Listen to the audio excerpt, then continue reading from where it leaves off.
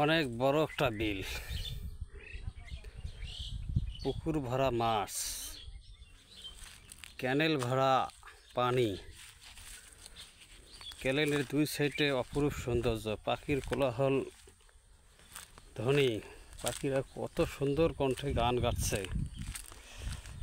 আওয়াজটা শুনুন, ক্রিং ক্রিং চিরিং চিরিং প্রিং প্রিং। এখানে ফুল ফুটেছে,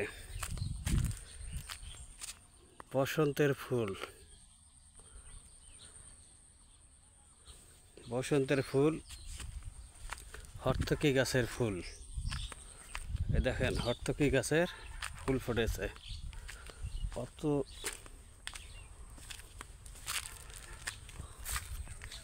এই দেখেন ভাই, অনেক সুন্দর। ক্যানেলের দুই সাইডে অপরূপ সৌন্দর্য, বাতাস খাইতে খুবই আরামদায়ক। আমাদের লাল ভাই ধান কাটতেছে, ওই যে দেখেন আমাদের লাল ভাই লাল রৌদ্রে ধান কাটতেছেন। কি চমৎকার দৃশ্য! পাখিটা কত সুন্দর করে চিকচিক চিকচিক করে ডাকতেছে, দেখছেন কত সুন্দর। কৃষকরা ধান কাটতেছেন, অনেক সুন্দর। এই দেখেন ভাই, কত সুন্দর ফুল ধরেছে। সুন্দরতম দিন, সুন্দরতম ফুল, সুন্দরতম আবহাওয়া। যতই গরম হোক অতই ঠান্ডা। এই জায়গাটা ঘুরতে আসুন, আপনাদেরও ভালো লাগবে। চমৎকার আবহাওয়া, চমৎকার পরিবেশ, খুব সুন্দর। লাল ভাই আবারও ধান কাটতেছেন, দেখেন লাল ভাই এই যে ধান তুলে নিয়ে আসছে। ভেন্ডি গাছেরও ফুল ফুটেছে, অপরূপ। দেখেন এইসব গাছের ওষুধি গাছ, যাকে খুব ভোরবেলায় ভাইটের কুশি যাকে বলা হয়, এইসব ভাইটের কুশি জ্বরের 1 নম্বর ওষুধ।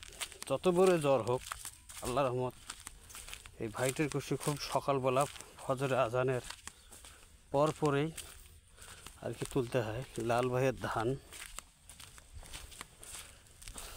বেলা না উঠা পর্যন্ত এই ভাইটের কুশি নিয়ে দেখে ওষুধের জ্বর হিসেবে খায়, সে নাকি খুব দ্রুত আল্লাহর রহমত সুস্থ হয়।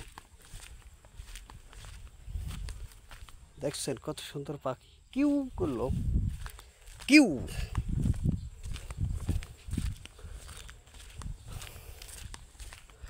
মনোমুগ্ধকর পরিবেশ। খসকার গাছ দিয়েও অনেক ওষুধি গাছ। হর্তকি দেখেন কত সুন্দর ফুল ফুটেছে।